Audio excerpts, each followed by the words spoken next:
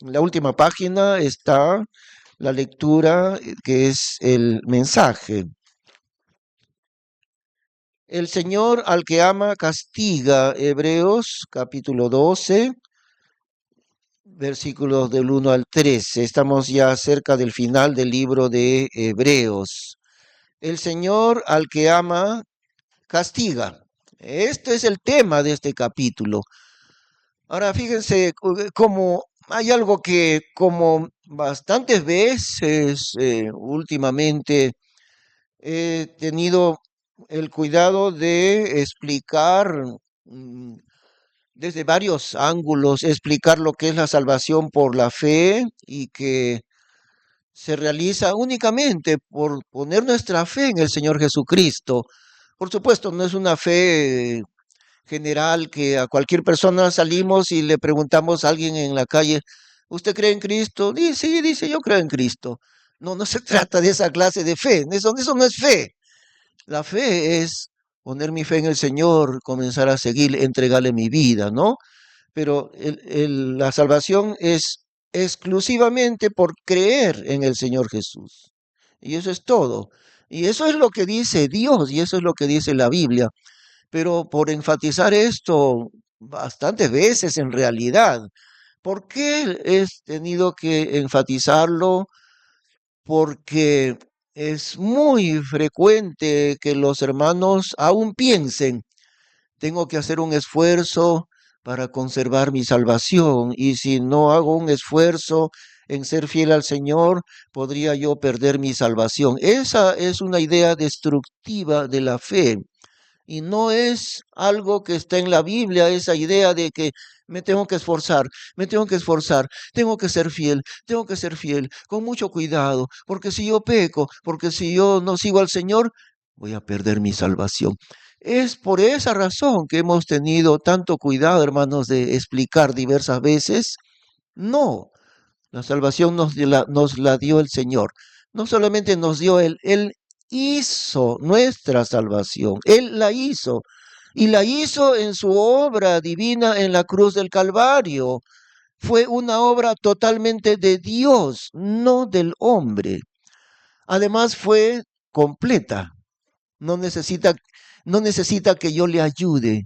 Mi salvación no la hice yo, sino el Señor Jesús. Y fue completa y fue perfecta y fue terminada, ya está terminada. No hay nada que agregarle. Entonces yo recibo esa salvación de manera totalmente gratuita. Ahora, alguien que ha escuchado esto, porque se escucha el mensaje aquí, algunos escuchan también por el internet. Alguien dijo por ahí, el pastor Enrique predica un evangelio muy fácil. Bueno, yo predico lo que dice Dios en su palabra, hermano. No importa si sea fácil o difícil, lo importante es que lo dice Dios.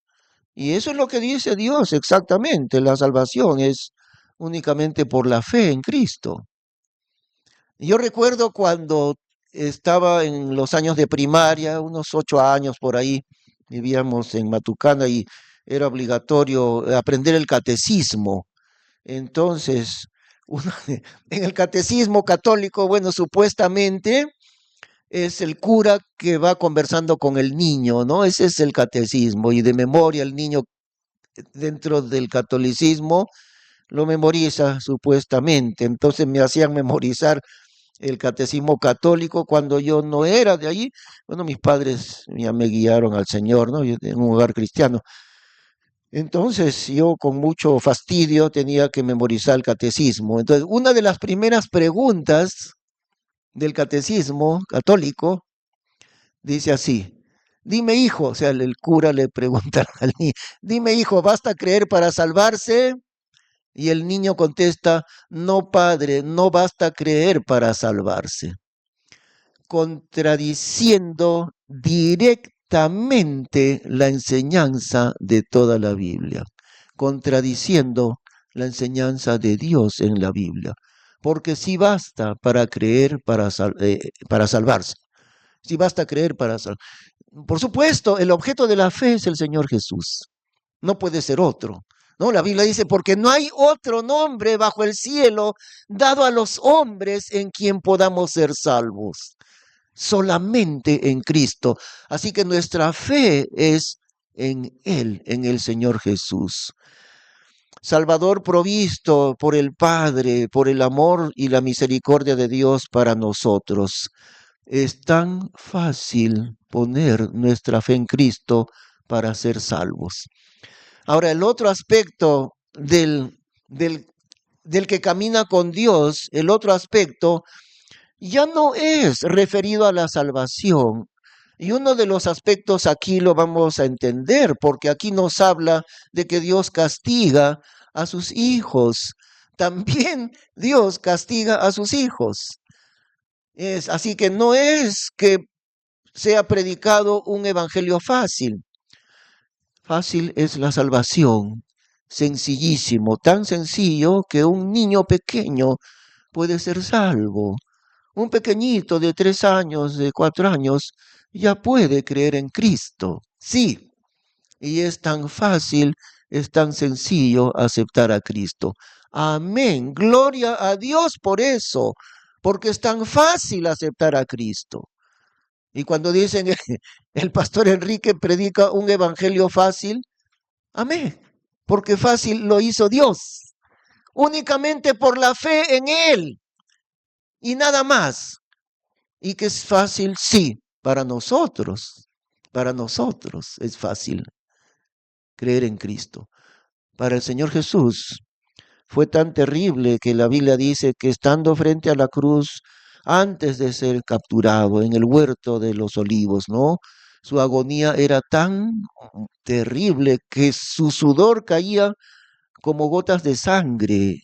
No era sudor de agua, era sudor de sangre. Una situación física del cuerpo tan angustiosa que eso nunca sucede, pero la agonía del Señor Jesús en oración fue así, porque la cruz es un tormento terrible, sufrir la crucifixión, y Jesús lo sabía, pero él estaba frente a la cruz. Y a nosotros es tan fácil creer en Él. Así lo hizo Dios, así hizo Dios nuestra salvación. Pero no fue fácil para el Señor Jesús. Clamando él al Padre, si fuese posible, aparta de mí esta copa, o sea, la muerte. Si fuese posible, no atravesar de esta manera esta muerte terrible. Angustiosamente el Señor Jesús pidiendo al Padre si hubiera otra manera de salvar al hombre. Pero él termina porque no había otra forma de salvar al hombre, sino es que él, el Hijo inocente de Dios, pagase nuestros pecados. Y Jesús termina, aún así en terrible agonía, termina diciendo, mas no se haga mi voluntad, sino la tuya. Para nosotros fue tan sencillo creer en Cristo y sigue siendo y seguirá siendo sencillo poner nuestra fe en el Señor Jesús para ser salvo. Ahora, el otro aspecto de la vida cristiana ya no está relacionado con la salvación, sino con nuestro caminar con Dios, el camino de nuestra vida en este mundo, ahí, ya no por la salvación, sino por el caminar en obediencia al Señor. Y eso es lo que dice Hebreos 12. Vamos a leer allí entonces en nuestras hojas, ¿no? Ahí está. Por tanto, nosotros también, teniendo puesta sobre nosotros una tan grande nube de testigos. Ahora esto se refiere al capítulo anterior de Hebreos 11, en donde Dios hace una lista de muchos héroes de la fe, hombres y mujeres de la fe. Y no solamente ellos, porque el capítulo 11 termina diciendo, ¿y qué más digo? Porque me faltaría diciendo del otro y del otro y del otro una serie de hombres y mujeres de Dios en el Antiguo Testamento. no del tiempo de la gracia ahora, sino del Antiguo Testamento. Y ellos, los que caminaron con Dios desde el tiempo de Adán, de Abel, Abel el justo, dice la Biblia, ¿no? Desde allí, desde miles de años atrás hasta la venida del Señor Jesús al mundo, de ellos les llama una tan grande nube de testigos. Ellos, los que nos han precedido en el camino del Señor. Por tanto, nosotros, ahora recuerden una pregunta un poquito difícil, ¿ah? Una pregunta les voy a hacer, hermanos. Cuando dice nosotros, ¿de quiénes está hablando? Por tanto, nosotros. Israel, eso es, los de la nación de Israel, los de la sangre judía. Ellos son nosotros cuando él dice el verso 1. Para nosotros está puesto en la Biblia el libro de Hebreos para nuestro aprendizaje. Si no, no estaría, si no, no estaría en la Biblia, claro. Pero teniendo en cuenta que los destinatarios de la carta de Hebreos fueron ellos, ¿no? Con cuidado, teniendo en cuenta que para ellos es la epístola. Sin embargo, la necesitamos aprender de ahí. Por supuesto, por eso está en la Biblia el libro de Hebreos. Muy bien. Por tanto, nosotros, los del pueblo de Israel, primeramente, y en un sentido indirecto, nosotros la iglesia, pero en un sentido indirecto. También teniendo puesta sobre nosotros una tan grande nube de testigos, ellos, los creyentes del Antiguo Testamento, una gran nube de testigos fueron ellos. Entonces, sigue diciendo, desechando todo peso y el pecado que tan cómodamente nos cerca, corramos con paciencia la carrera que nos es propuesta. Aquí hay dos cosas, ¿no? Desechando todo peso y desechando también el pecado que tan cómodamente nos rodea, nos cerca. En primer lugar, desechando todo peso, quiere decir dejando toda carga innecesaria. Por ejemplo, los ciclistas, ¿no? ¿Ustedes han visto los que corren carrera de bicicleta? ¿Han visto las ruedas de la bicicleta? Esa bicicletita del corredor está hecha de aluminio y su rueda es así, parece que 2 centímetros apenas la rueda, ¿no? No pesa nada esa bicicleta. Y también el que maneja la bicicleta, pues no puede ser gordo, ¿no? Porque no va a ganar. Tiene que ser bien flaquito el que se sube a carrera de bicicleta. Ligerísima es la bicicleta, puro aluminio, hasta el último gramo de peso se evita en la bicicleta. Ahora dice que la Biblia acá, que nuestra vida es una carrera. Miren, corramos con paciencia la carrera que nos es propuesta. Así que deje usted en su camino con el Señor todo peso inútil. No se preocupe por cosas que le impiden servir al Señor. Ya les he hablado un poco antes, ¿no? De Martin Lloyd Jones, un médico en Inglaterra que fue excelente en su profesión de médico y lo llamaron para ser médico de la reina de Inglaterra. Habían varios médicos de la reina, pero uno de ellos, un cristiano, eh, Martin Lloyd Jones. Y él ya falleció, ¿no? Falleció en 1981. Pero este fue un gran siervo de Dios. Él era médico, no era pastor ni predicador. Pero en la iglesia donde él estaba, le invitaban a predicar y poquito a poco él fue profundizando en la Biblia sin haber ido a ningún seminario bíblico por su propia cuenta. Comenzó a estudiar la Biblia tan profundo que su predicación era grandemente poderosa, pero él no era ni pastor ni predicador. Finalmente, él se dio cuenta que Dios lo usaba mucho en su palabra. Y él dijo, la medicina, la profesión de medicina me impide obedecer a Dios, me impide servir a Dios. Así que él dejó la medicina y se dedicó al trabajo pastoral. Es uno de los más grandes predicadores del siglo XX. Aquí no hemos escuchado su nombre porque pues en inglés predicaba por eso, ¿no? Pero usted busque ahí en Google, que todos buscan ahora en Google, pregúntele a Google quién fue Martin Lloyd Jones, gran predicador del siglo XX, que no era predicador, sino era médico.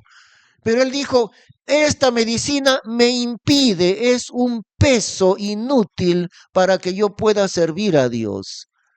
Y él dejó la medicina y dejó un sueldo que cuando entró como pastor, él ganaba la quinta parte de lo que él ganaba como médico.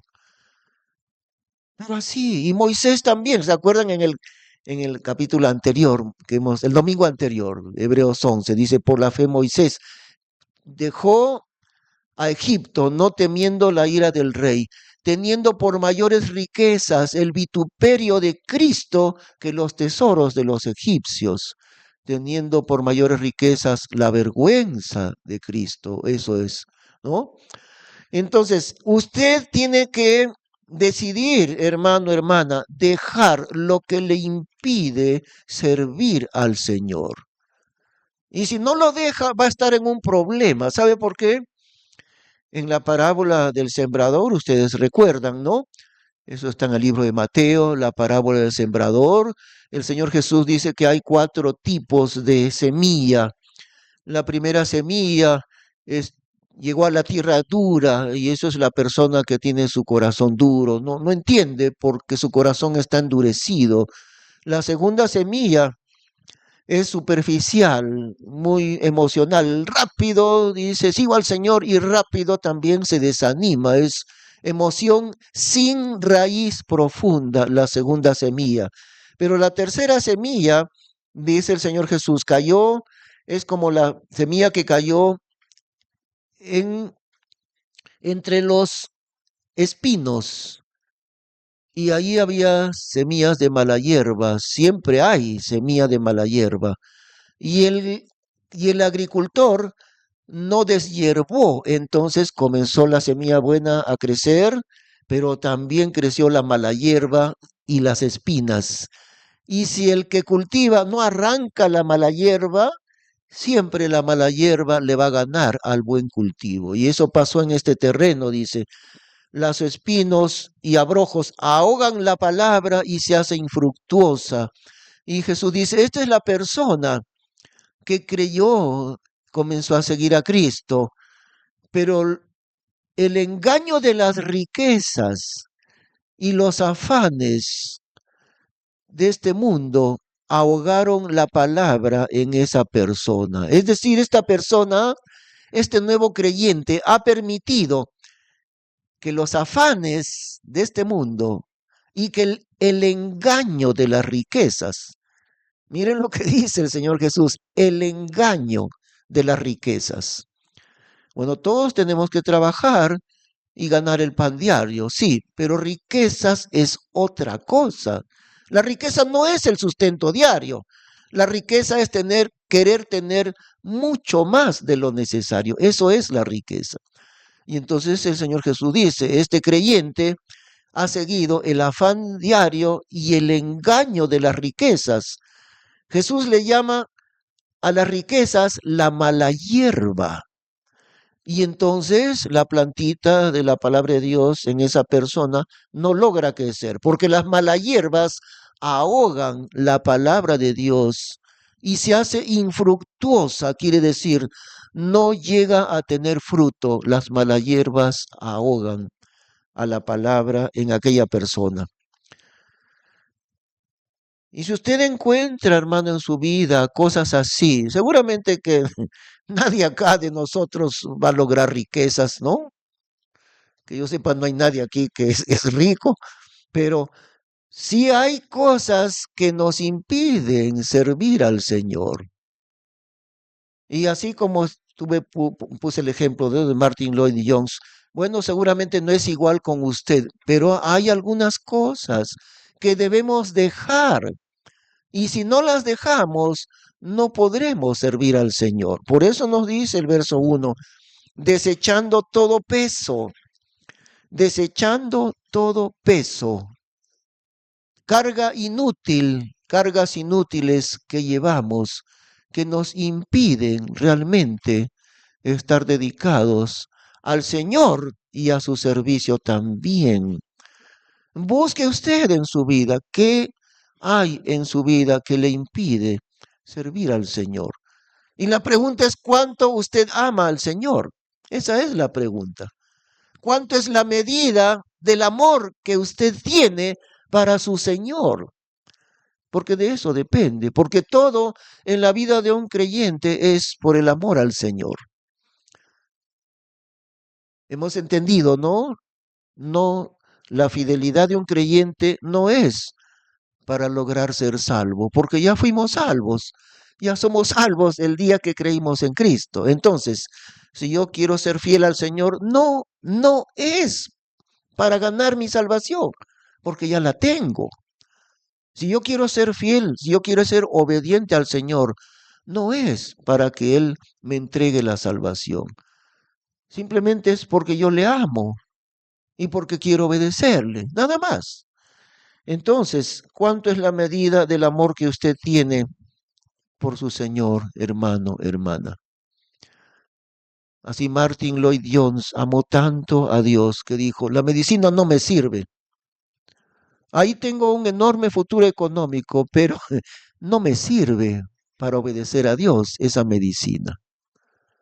Y Moisés dijo, las riquezas de los egipcios no me sirven para servir y obedecer a mi Dios. Y Moisés prefirió el vituperio de Cristo que los tesoros de los egipcios, ¿no? Pero también desechando el pecado que tan cómodamente nos cerca, dice el versículo 1, desechando todo peso inútil que no nos deja obedecer a Dios, pero también desechando el pecado que tan cómodamente nos cerca. Corramos con paciencia la carrera que nos es propuesta. La vida de un creyente es una carrera, pero que se debe correr con paciencia. Ahora, aquí hay dos palabras contradictorias, ¿no? Porque la paciencia nos da la idea tal vez de una tortuga que camina pacientemente, despacito. La tortuga no tiene apuro, tiene mucha paciencia en caminar, ¿no? Pero acá dice corramos con paciencia. ¿Ve? ¿Cómo es eso? Corramos con paciencia.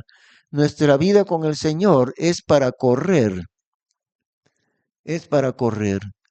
pero necesitamos hacerlo con paciencia. Es decir, no enojarnos, no desesperarnos. Tenemos que desarrollar la paciencia y al mismo tiempo correr con el Señor la carrera que nos es propuesta. Y por eso hay que dejar todo peso, porque si no, no podemos correr con velocidad. Es una carrera. Ahí se usa dos palabras, corremos y la palabra carrera, pero corremos con paciencia, ¿no? ¿Por qué? Porque tenemos un montón de obstáculos. Y si dicen, como decían, en la iglesia bautista de San Fernando predican un evangelio muy fácil, decía que el pastor ha dicho que es tan fácil por medio de la fe ser salvo. Amén, así es, así es. Pero un ratito, la vida cristiana, la salvación es muy sencilla, muy fácil, pero la vida cristiana es muy difícil. Así que si dijeron, ahí hablan de un evangelio fácil, no dijeron la otra parte. La vida cristiana es sumamente difícil. En realidad, la vida cristiana es solamente para valientes. Y el que no es valiente pronto se desanima. Así es la vida de un cristiano. Es decir, siguiendo al Señor, a eso me refiero, ¿no? Ahora en el Juan capítulo 6, si buscamos en Juan, ahorita no, pero si vemos al final de Juan capítulo 6, el Señor les habla a ellos, a los judíos, entre ellos muchos de sus discípulos, y ellos, termina Jesús de hablar y ellos dicen, dura es esta palabra, ¿quién la puede oír? Así dicen. Cuando Jesús le dice así, ¿quieren seguirme? Es así. Van a sufrir. ¿Quieres seguirme? Vas a sufrir un montón. ¿Todavía quieres seguirme? Entonces, una cosa es que ser salvo sea fácil, porque sí es fácil ser salvo. Pero seguir al Señor en el camino de mi vida cristiana es otra cosa, es muy difícil. Y cuando ellos dicen, dura es esta palabra, ¿quién la puede oír? Dice inmediatamente, desde entonces muchos de sus discípulos volvieron atrás y ya no andaban con él. Muchos de sus discípulos, no los judíos incrédulos, sino muchos de sus discípulos, ya eran discípulos de Jesús, volvieron atrás y ya no andaban con él. Se desanimaron cuando Jesús les dice, seguirme a mí es para valientes. ¿Todavía quieres seguirme? ¿Todavía quieres seguirme? Cuando a veces antiguamente decían cuando una pareja se casaba, ¿no? Eh, ¿Persistes en casarte? Al final le preguntaba, ¿todavía quieres casarte? Y entonces decía, sí, todavía quiero casarme. ¿Sabes lo que estás haciendo?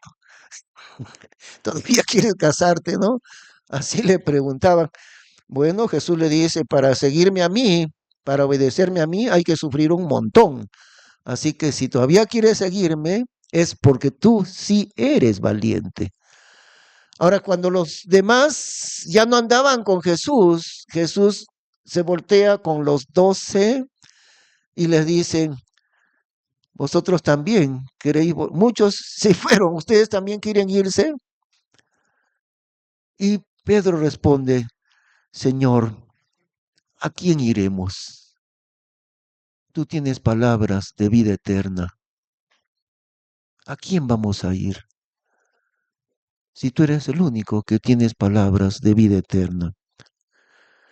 Así que no es para desanimar a un nuevo creyente, pero es para que él sepa que seguir al Señor es para los valientes. Y aquí en el versículo 2 nos va a decir, leemos el versículo 2, puestos los ojos en el capitán y consumador de la fe, Jesús, el cual, habiéndole sido propuesto gozo, sufrió la cruz, menospreciando la vergüenza, y se asentó a la diestra del trono de Dios. Él se sostuvo, el Señor, en su sufrimiento de la cruz, se sostuvo del gozo que le había sido mostrado, es decir, el gozo que venía después de la cruz. En eso él se sostuvo. Moisés también, en otro pasaje acerca de Moisés, dice la Biblia, porque se sostuvo como viendo al invisible Moisés. Ahora, a Moisés le hacían la vida imposible.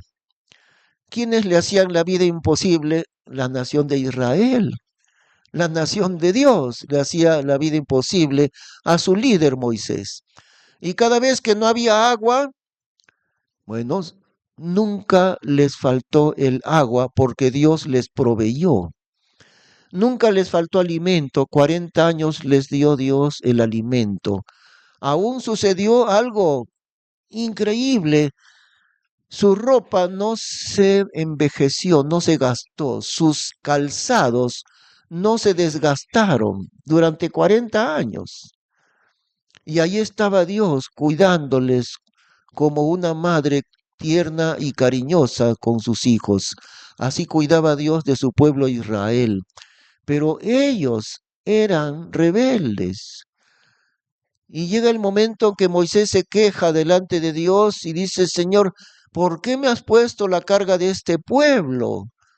De aquí un poco me van a apedrear. Y dicen, este Moisés que nos sacó de la tierra de Egipto, nos trajo para morir en el desierto, porque no hay agua y vamos a morir de sed.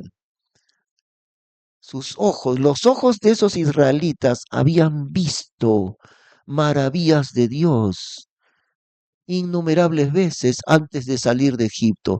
Habían visto al ejército entero de Egipto ahogarse en el Mar Rojo. Y ahora decían, nos vamos a morir de sed en el desierto. Y eso es la incredulidad. Sin entender que el poder de Dios estaba cada día con ellos. Nunca Dios les abandonó. Cada vez que faltaba agua, Dios les hacía aparecer el agua. Dios le dijo a Moisés, toca con tu vara la peña y la peña dará aguas. Y así fue. Pidieron carne, Dios les mandó codornices para que comiesen carne. Y durante el día Dios les protegía del calor por medio de una nube. El desierto es muy caluroso, ¿no? Dios les guardaba del calor en una nube que les refrescaba. Y en la noche el desierto es muy frígido. En el día es muy cálido, en la noche el desierto es muy, muy frígido. En la noche Dios les abrigaba. Tanto amor de Dios. Dios les ponía en la noche una columna de fuego para abrigarlos. Y en el día les ponía una nube, la nube de Dios, para guardarles del calor. Y aún así decían, este Moisés que nos sacó de la tierra de Egipto para hacernos morir acá. Y nunca decían Dios, decían este Moisés que nos trajo aquí. Y por eso es que todo el tiempo Moisés tenía que cargarse la rebeldía del pueblo de Israel, sufriendo el oprobio. Por eso dice, ¿no? En Hebreos 11, el capítulo anterior, Moisés teniendo por mayores riquezas el vituperio de Cristo. Y el Señor Jesús también, verso 2, sufrió la cruz, menospreciando la vergüenza, porque la cruz era una muerte de los peores malhechores. No le daban esa muerte a cualquiera, la reservaban, la crucifixión. Aquí decimos en el Perú, en las cárceles están, bueno, los delincuentes comunes, pero hay un pabellón para los avesados, ¿no? Esos delincuentes avesados, esos que no tienen remedio ya, así van a morir y son sumamente violentos y agresivos, son los avesados. Entonces el Imperio Romano daba muerte por crucifixión a esa clase de delincuentes, la peor, la vergüenza de ser crucificado. Y eso es lo que el Señor Jesús atravesó. Puestos los ojos en el capitán y consumador de la fe, Jesús, el cual, habiéndole sido propuesto gozo, detrás de la cruz venía el gozo, y por eso él se sostuvo así, sufrió la cruz, menospreciando la vergüenza, y se asentó a la diestra del trono de Dios. Seguimos en el verso 3. Reducid pues a vuestro pensamiento a aquel que sufrió tal contradicción de pecadores contra sí mismo, porque no os fatiguéis en vuestros ánimos desmayando, que aún no habéis resistido hasta la sangre combatiendo contra el pecado. Y lo que está diciendo Dios es esto, ¿no? Tu sufrimiento es difícil. Dios dice, sí, yo sé, conozco tu sufrimiento, pero todavía no has combatido hasta la sangre. Hay alguien que sí combatió hasta la sangre, fue el Señor Jesús. Y entonces, considerándolo a Él que sufrió tal contradicción de pecadores contra sí mismo, considerándole a Él en lo que Él resistió. Por eso dice el Señor, ¿no? Cuando lo llevan a la cruz, Padre, perdónales porque no saben lo que hacen. Ha venido el creador de esta tierra y el creador de los cielos, el creador de nosotros, ha venido a este mundo, ha mostrado su amor tan grandemente, sanando a miles y miles de personas en la tierra de Dios, la tierra de Israel, y como pago de su amor le dan la muerte vergonzosa de un vil delincuente. Ese pago de su amor le dieron. ¿Cómo han hecho contigo, hermano? No dudo que tú también has sufrido cosas parecidas. Yo también, yo también. Y tú no eres el único, y el que está a tu lado también. Cada uno tenemos una historia diferente. Cada uno hemos sufrido. A veces por el nombre del Señor, a veces hemos sufrido aflicciones que tenemos que atravesar, enfermedades, falta de dinero, menosprecio de la familia, un sinfín de cosas. Y entonces, para que no os fatiguéis en vuestros ánimos desmayando, dice el Señor, ¿no? Considerad en vuestro pensamiento que Él sufrió tal contradicción de pecadores contra sí mismo, porque todavía no hemos resistido hasta la sangre. Hemos sufrido, indudable que hemos sufrido. Y no uno, todos nosotros, ¿no? De diferentes maneras. Pero todavía no hemos llegado hasta la sangre combatiendo contra el pecado. Versículo 5. Y estáis ya olvidados de la exhortación que como con hijos habla con vosotros diciendo, Hijo mío, no menosprecies el castigo del Señor, ni desmayes cuando eres de él reprendido, porque el Señor al que ama castiga y azota a cualquiera que recibe por hijo. Entonces aquí también volvemos a hablar un poquito de aquellos que piensan, aquellos que enseñan que se puede perder la salvación. Según esta enseñanza, ¿no? Equivocada, tú pecaste, te apartaste de Dios, ya, perdiste tu salvación.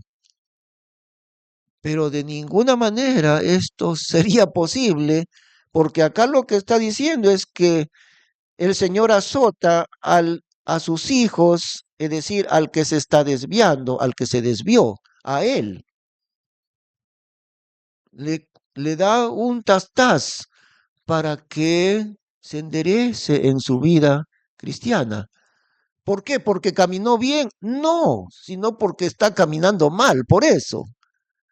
Y aquí nos habla extensamente del castigo de Dios con sus hijos. Veamos desde el versículo 5 hasta el versículo 11. Extensamente nos habla de la disciplina del Señor con sus hijos. Dios es muy paciente, ¿no? Dios, según la Biblia, dice, misericordioso y clemente es Jehová, lento para la ira y grande en misericordia. ¿Ven? Entendemos, sí, nuevamente en el Salmo, en uno de los salmos dice así, misericordioso y clemente es Jehová. Esa es su característica, Él es misericordioso y clemente. Y también dice que Él es nuestro Dios, lento para la ira y grande en misericordia. Ahora, si este no es nuestro Dios tan lento para la ira, no está Él con un chicote en la mano al primer momento que su hijo comete una falta o un pecado, al primero Dios le va a aplicar el chicote, ¿no? No es ese nuestro Dios, pero también Dios sabe castigar. Y sus hijos, nosotros, a veces hacemos esto una vez y lo hacemos por segunda vez y lo hacemos por tercera vez. Y a la cuarta vez que lo hacemos, ahí nos cae. Ahí nos cae, porque Dios tiene mucha paciencia, Dios tiene mucha misericordia, pero también Dios sabe castigar. Cuidado, porque también Dios sabe castigar a sus hijos, a sus hijos. Y cuando un hijo de Dios está desviándose del Señor, de su Padre Celestial. Ha pecado, no ha perdido su salvación, como por ahí muchos andan diciendo, ya perdió su salvación. No, no perdió su salvación. Sigue siendo hijo de Dios, sigue teniendo vida eterna, pero es un hijo desobediente. Y justamente porque no dejó de ser hijo de Dios, ni tampoco perdió la salvación. Por esa misma razón, como está caminando mal, Dios le va a castigar, le va a disciplinar. No porque ha dejado de ser hijo de Dios, sino porque sigue siendo hijo de Dios. Porque aquí dice que Dios castiga a sus hijos, versículo 6. Porque el Señor al que ama castiga y azota a cualquiera que recibe por hijo. Es decir, cuando nos desviamos, ¿no? Porque si estamos bien, entonces, ¿por qué nos castigaría Dios si estamos andando bien? De ninguna manera. Pero en este capítulo nos habla de cuando un hijo de Dios se comienza a desviar del camino del Señor. Allí. Bueno, ya he contado anteriormente la historia de un compañero mío en el seminario. Él perdió su brazo y a mí me gusta a veces preguntarle su testimonio. Y yo le pregunté a él, porque tenía un brazo mutilado. Entonces, primero yo tenía que, bueno, me hice amigo de él, ¿no? Y cuando ya tuve más confianza, yo le pregunté, ¿cómo perdiste tu brazo? Y me dijo, por Hebreos capítulo 12, el Señor me puso su mano, me quitó mi brazo. ¿Sí? ¿Tanto? ¿Qué hiciste? ¿Qué hiciste para que Dios te quite tu brazo? Bueno, yo ya era creyente bastante tiempo atrás, me dijo, pero y yo sabía que Dios me estaba llamando para su servicio, para prepararme para ser pastor. Y yo había hecho una promesa a Dios. El próximo año me voy a matricular en el seminario, ¿no? Voy a obedecer al Señor. Y esa promesa no la cumplí. Y pasó un segundo año. Y pasó un tercer año. Y yo no cumplí mi promesa. Y no tanto por promesa, me dijo, yo sabía exactamente. A mí Dios me llamó para predicar su palabra. Y también yo sabía. No es que yo tal vez o quizás no, yo sabía. Dios me ha llamado para predicar su palabra. Pero también sabía que estaba desobedeciendo a Dios un año más, otro año más, otro año más. Ya después de 3 años, Dios me quitó mi brazo. Así fue, me dijo. Y ahí recién obedecí. Yo era como Jonás. Como Jonás era yo. ¿Y qué le hizo Dios a Jonás? Que la ballena, ¿no? Se lo tragó y no murió, pero al tercer día lo arrojó en la playa y recién obedeció Jonás. Entonces, este compañero mío de estudios, ¿no? ¿Cómo puede ser el brazo entero mutilado? No tenía un brazo, pero es el testimonio de él mismo me lo dijo.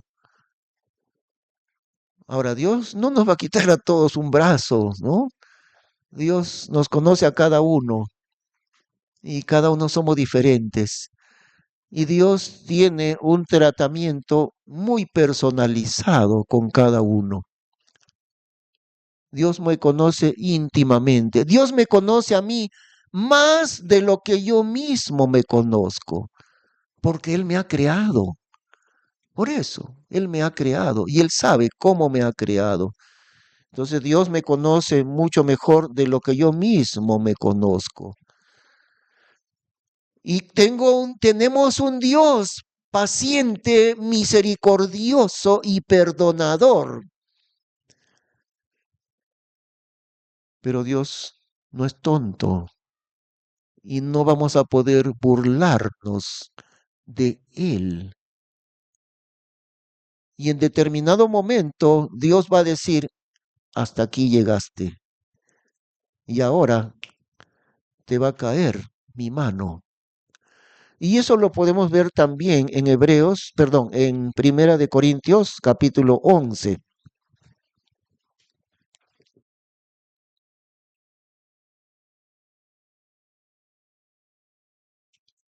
Primera de Corintios, capítulo 11.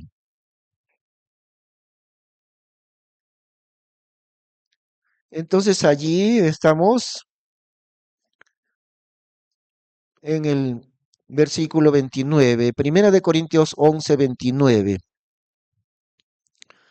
Aquí tenemos un caso de los hijos de Dios que reciben castigo y hay que tener miedo del castigo de Dios. ¿Ah? Dios es muy paciente, pero cuando Él pone su mano, ay, ay, ay, cuando Dios pone su mano. 1 Corintios 11, versículo 29, porque el que come y bebe indignamente, se refiere a la cena del Señor, condenación come y bebe para sí, no discerniendo el cuerpo del Señor. Por lo cual hay muchos enfermos y debilitados entre vosotros, y muchos duermen, que si nos juzgásemos a nosotros mismos, no seríamos juzgados, mas siendo juzgados, somos castigados del Señor, para que no seamos condenados con el mundo. Miren cómo Dios hace una diferencia entre el mundo y sus hijos. A los del mundo Dios los deja porque no son hijos suyos, que vivan su camino hasta el día de la condenación, ahí sí, pero con los que son sus hijos, dice allí en Hebreos, ¿no? Porque el Señor al que ama castiga y azota a cualquiera que recibe por hijo. En este caso, creyentes que caminan mal y no les importa caminar mal ante Dios. Versículo 30, por lo cual hay muchos enfermos y debilitados entre vosotros, y muchos duermen, o sea, murieron, ¿no? Van a resucitar, o sea, duermen, porque son hijos de Dios, duermen porque resucitarán con el Señor. Sin embargo, ese es el castigo de Dios. Ahora, no pensemos que toda enfermedad es castigo de Dios, ¿no, hermanos? De ninguna manera. Si yo estoy enfermo y yo examino mi vida, yo pensaré, pero parece que yo no estoy andando mal delante de Dios. Y seguramente que no es por castigo la enfermedad de un creyente. No es, o sea, generalmente no es castigo, simplemente es la voluntad de Dios esa enfermedad. Es la voluntad de Dios que usted atraviese enfermedad. Y eso lo vemos en el apóstol Pablo. Sufría una enfermedad del cuerpo. Pablo no explica cuál es la enfermedad, pero él dice un aguijón en mi carne, un sufrimiento de enfermedad. Respecto a lo cual, dice Pablo, 3 veces he rogado al Señor que lo quite de mí. Pero el Señor me ha contestado, bástate mi gracia, porque mi poder se perfecciona en la debilidad.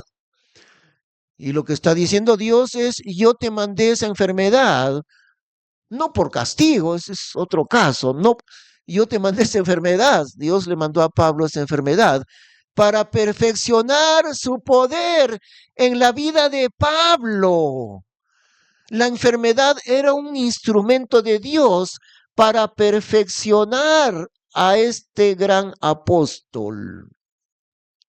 Así que no es que toda enfermedad es castigo de Dios, no es así. Más bien muchas veces Dios va a usar la enfermedad para acercarme profundamente a Dios y a su poder, como Pablo, ¿no? No por castigo, pero hay algunos casos como este que sí es la mano de castigo de Dios. Algunas veces Y eso cuando es notorio que un creyente está caminando mal con Dios. Eso sí. Yo tengo un familiar que actualmente también es pastor, este familiar mío, y tiene más o menos mi edad casi. Y él me contaba cuando él era jovencito, también nació en un hogar cristiano, pero siendo joven, 20 años, así, él eh, se escapaba, se daba por ahí su borrachera. Y eso hacía el viernes o sábado y el domingo estaba otra vez en la iglesia, ¿no? Y así hacía, y él me lo dijo, así hacía yo. Entonces, esos casos son de los que Dios habla. Cuidado porque Dios sabe castigar, ¿no? Muchos enfermos y debilitados entre vosotros, y muchos duermen. Pero también el Señor utiliza las aflicciones no para castigar, no tienen nada que ver con el castigo. Esas aflicciones son herramientas divinas para perfeccionar tu vida. Son herramientas divinas para perfeccionar tu vida. Yo he sufrido muchos años con el asma, hermanos, y Dios me ha ido ayudando mucho, mucho. Ahora, en este momento, en este año, no tengo problemas de asma. El año pasado estuve 5 meses tan mal del asma que he dormido sentado 5 meses enteros. No podía acostarme a dormir porque al acostarme no podía respirar. Entonces en un sofá, con frazada en las piernas, con frazada en la espalda, 5 meses enteros así dormía. Hasta que Dios me sanó. Ya está. ¿Y por qué me envió Dios eso? Bueno, Dios le dice a Pablo, bástate mi gracia, porque mi poder se perfecciona en la debilidad. Gloria a Dios por eso. Amén. Amén. Vamos a orar. Gracias, Padre bendito, porque tú eres tan sabio en tu tratamiento con tus hijos que somos nosotros, Señor. Muchas veces utilizas el sufrimiento o la enfermedad para perfeccionarnos, pero en algunos casos tú vas a castigar también a tus hijos. Te damos gracias porque eres un Dios clemente y misericordioso, lento para la ira, grande en misericordia. Ayúdanos a ser obedientes, Señor. Te pedimos en el nombre de Cristo Jesús. Amén. Hermanos, le rogamos ponerse de pie para cantar el último himno.